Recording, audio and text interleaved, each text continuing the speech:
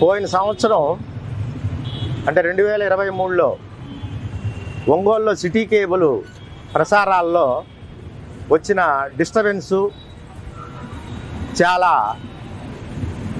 ఇబ్బందికరమైన పరిస్థితులు మీ అందరికీ తెలియదేం కాదు.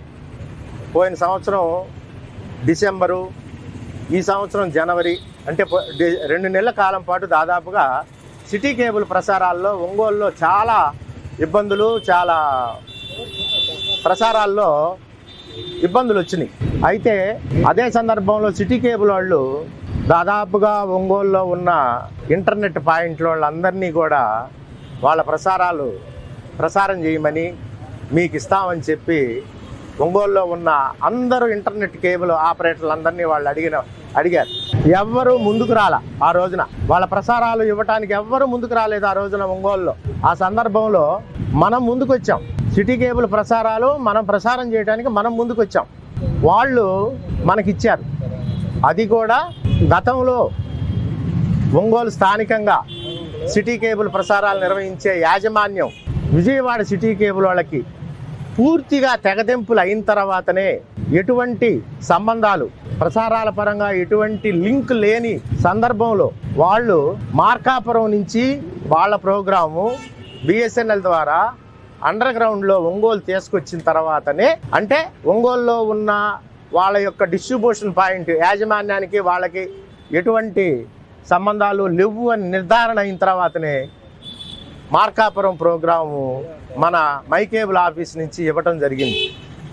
తర్వాత ఒక వారం రోజులకి నేరుగా టవర్ నుంచి మనకి ప్రోగ్రాము వాళ్ళు లింక్ ఇచ్చి ఫిబ్రవరి 1 నుంచి దాదాపుగా సిటీ కేబుల్ ప్రసారాలు ఒంగోలులో మై కేబుల్ నెట్వర్క్ ద్వారా ప్రసారం అవుతున్నాయి.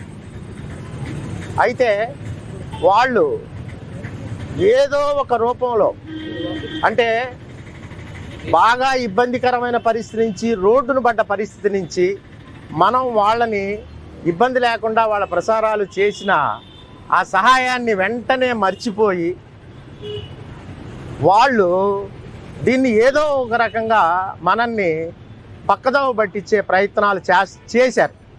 అది మనకి మొదట్లో అర్థం కాల. మనం మనకి నెలవారీ డబ్బులు రావాలి వాళ్ళ దగ్గర నుంచి. వాళ్ళ యొక్క ప్రసారాలు మన యొక్క కేబుల్ ద్వారా, మన నెట్వర్క్ ద్వారా ప్రసారం చేస్తున్నందుకు మనకి పర్ కనెక్షన్ ఇంతని, ఇట్లా మనకు వాళ్ళ దగ్గర నుంచి డబ్బులు రావాలి. ఆ డబ్బులు ఎన్నోసార్లు నేను పోయి Vijayawada city cable MD Krishnamohan గారు అని ఆయన ఉన్నాడు అక్కడ, కృష్ణమోహన్ గారిని నేను పలు దఫాలుగా విజయవాడ వాళ్ళ ఆఫీస్కి వెళ్ళి మాకు రావాల్సిన డబ్బులు ఇవ్వండి అని నేను అడుగుతా ఉన్నా. ఇద్దామండి, చేద్దామండి, ఇంకా మీకు ఐడి క్రియేట్ అవ్వలేదండి, ఇస్తానండి అని చెప్పి వాయిదా వేస్తూ వచ్చాడు. సరే, అప్పటికి నేను ఓపికగా 4-5 సార్లు సిటీ కేబుల్ ఆఫీస్కి తిరిగా.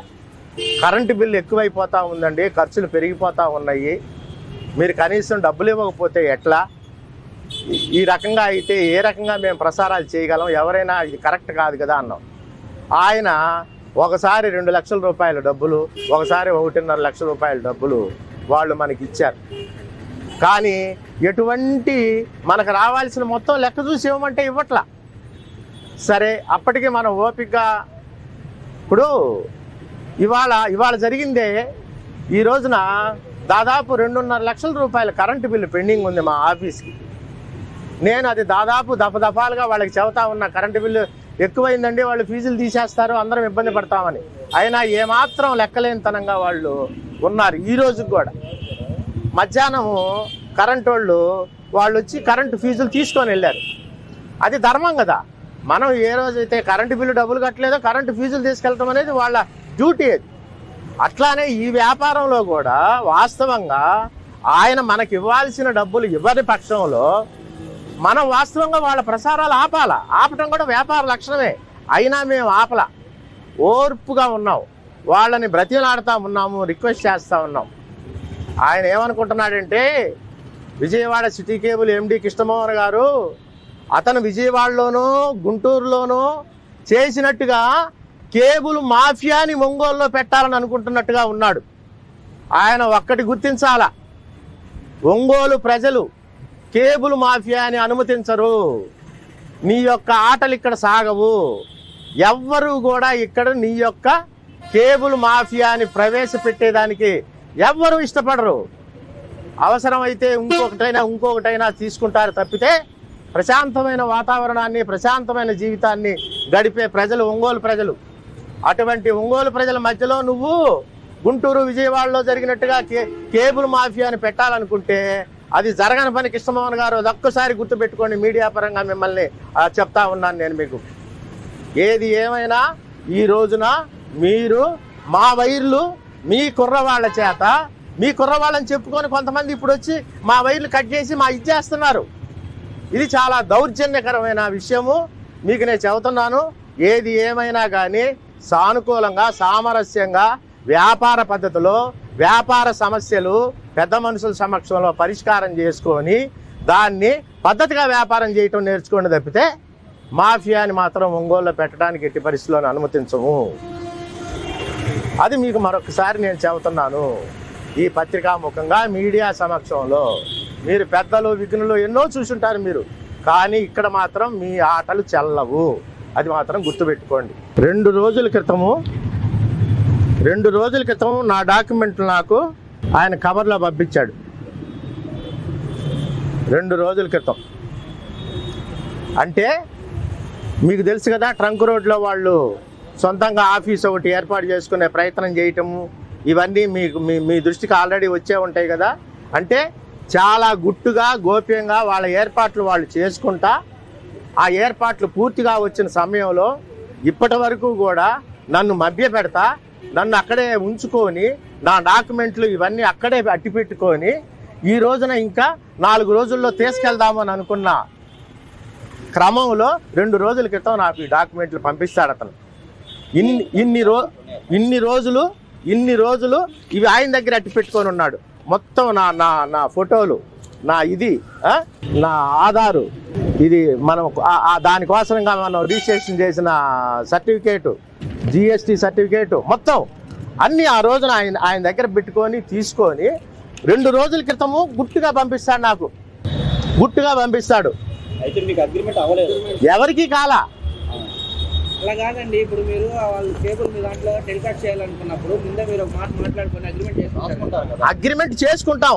కానీ ఆయన ఏమన్నాడంటే, అంతకుముందు ప్రసార హక్కులు పొంది ఉన్నారు కదా, వాళ్ళది సస్పెన్షన్లో ఉన్నది, క్యాన్సిలేషన్కి పెట్టున్నాము.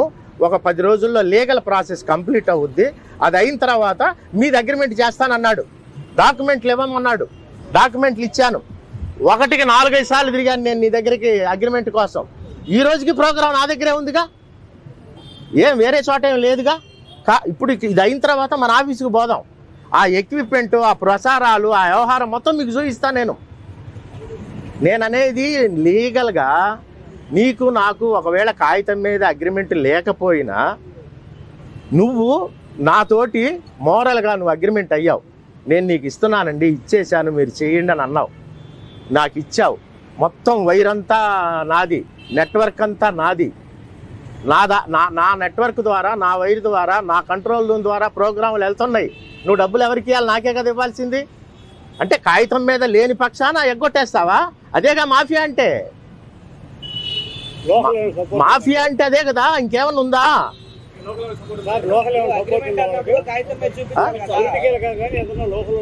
సరే, అవన్నీ బయటకు వస్తాయి. ఒకవేళ ఏదన్నా ఉన్నా. ఇప్పుడు నేను స్థానిక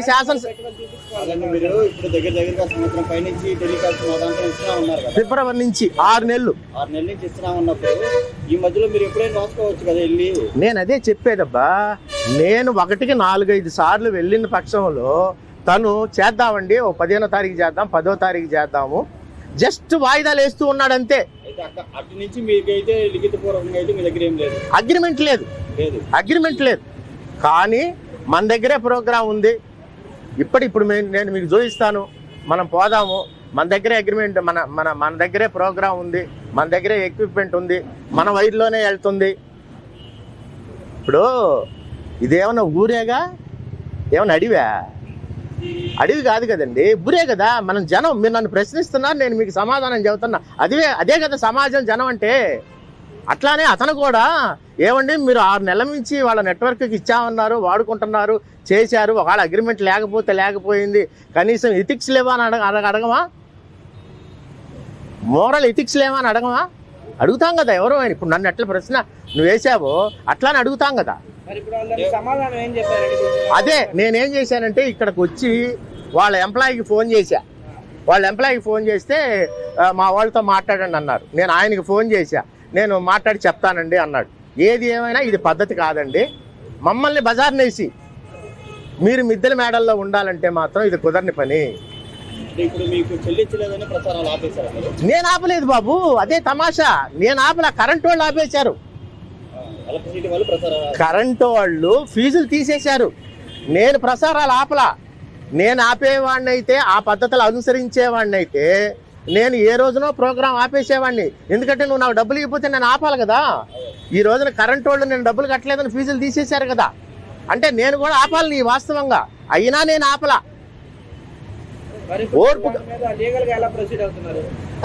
దాన్ని మా అడ్వకేట్ లీగల్లో వాళ్ళతోటి మాట్లాడి దానికి ఎట్లా ప్రొసీడ్ అవ్వాలి, ఏమిటి, వాళ్ళతోటి ఎట్లా మాట్లాడాలా ఏంటి, స్థానిక శాసనసభ్యుల దగ్గరికి కూడా నేను తీసుకెళ్తాను సమస్యని. మన జిల్లా మంత్రుల దగ్గరికి తీసుకెళ్తాను మా సమస్యని. ఆ కేబుల్ వైర్లు మీరు కట్ చేశారని ఆరోపిస్తున్నారు వాళ్ళు. ఎవరు ఆరోపించారని మేము ఆరోపిస్తున్నాం. అసలు ఇంకా ఎవరైనా ఆరోపించారా మీకు? వాళ్ళు ఏం ఆరోపించలా, నేను ఆరోపిస్తున్నా. ఆపేశారు, వైర్లు కూడా కట్ చేశారు అంటున్నారు. కరెంటు వాళ్ళు ఫీజులు తీసేశారు. వాళ్ళు మా వైర్లు కట్ చేసి ప్రసారాలు వేరే పద్ధతిలో ఇచ్చుకోవడానికి ప్రయత్నం చేస్తున్నారు. ఆ ప్రయత్నాన్ని నేను ఆపా. ఇప్పుడు నేను చేసి మీకు డబ్బులు చెల్లియాల్సి వచ్చిందని ఇవన్నీ పక్కదారులు అంటారా మీరు? అంతే కదా.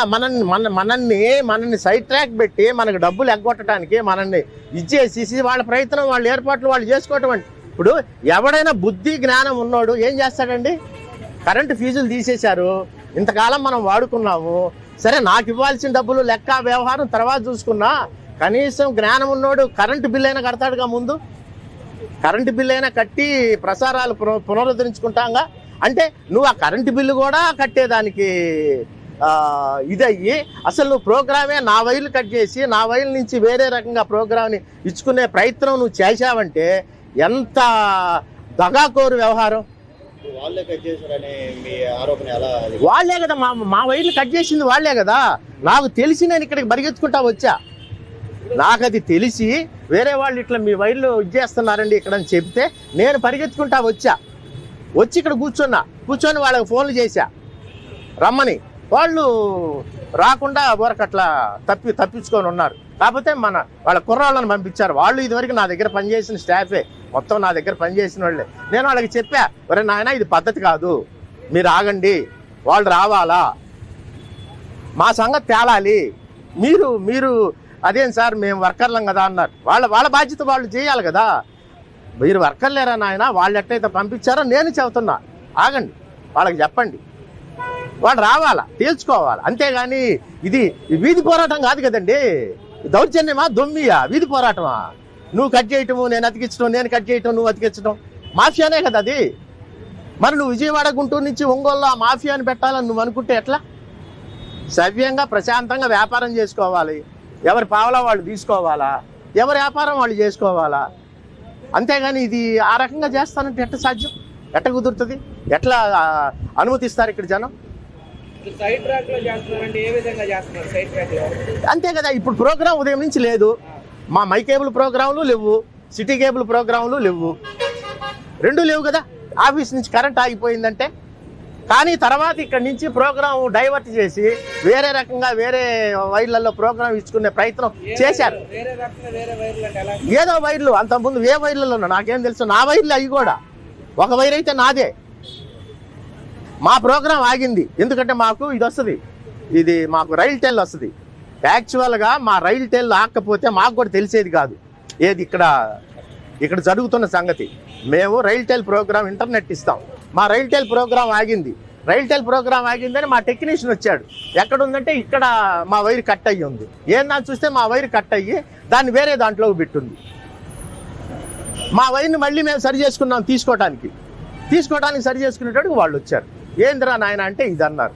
ఆహా ఇది సంగతి, మీరు ఆగండిరా అని చెప్పాను.